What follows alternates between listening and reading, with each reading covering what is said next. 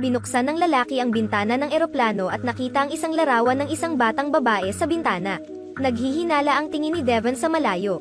Nakita niya sa malakas na ulan ang imahe ng dalaga na nagtaas ng kamay patungo sa kanya.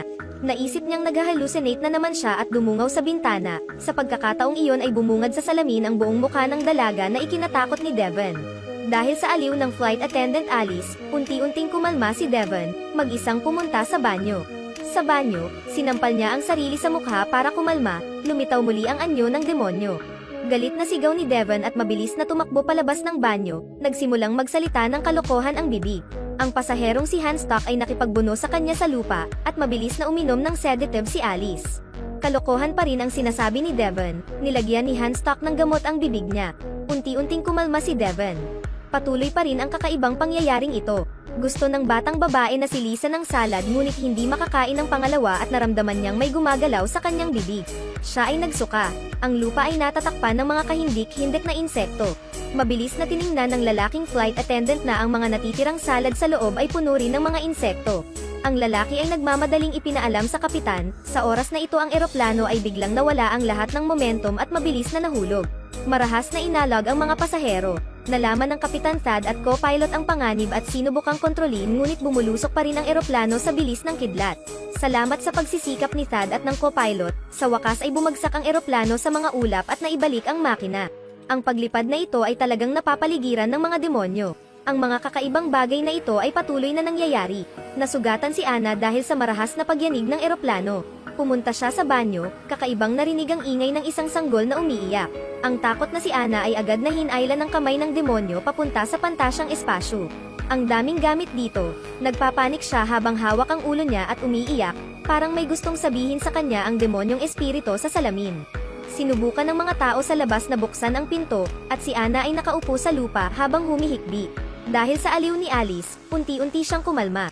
Ang isang pares ng mga magkasintahan sa isang eroplano, sinusubukan ng kasintahan na aliwin ang kanyang nanginginig na kasintahan si Danica. Ang mga salita sa likod ng bintana ay biglang lumitaw.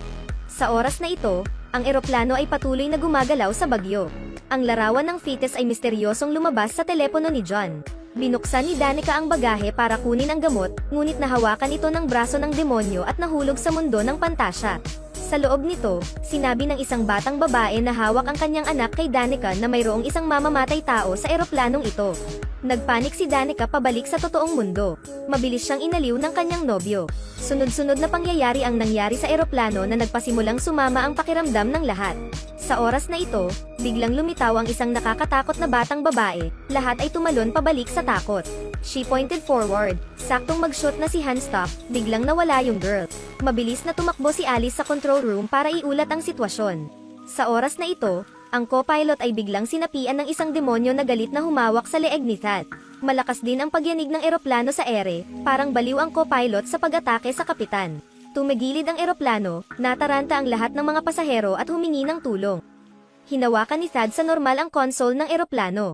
Ang lahat ay unti-unting kumalma at nagsimulang suriin ang kakaibang kwentong ito. Ang lahat ng nangyari ay nagpakita na may sikreto ang luggage compartment ng eroplano. Nagpasya silang buksan ang luggage compartment para tingnan. Sa oras na ito, natuklasan niya ang kaluluwa ng demonyo, sinundan ang kanyang mga bituka upang makahanap ng isang bag.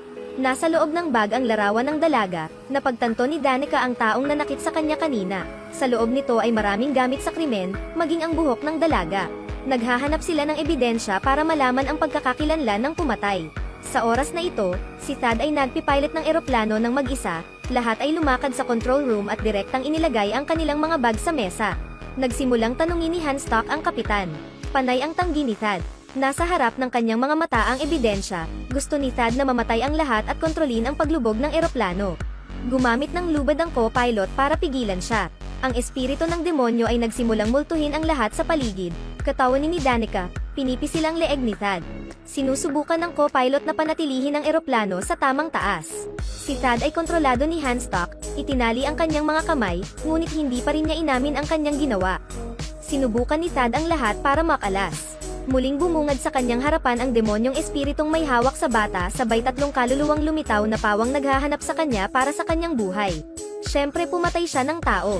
Sa panahon ng laban, ninakaw ni Thad ang baril ni Hanstock.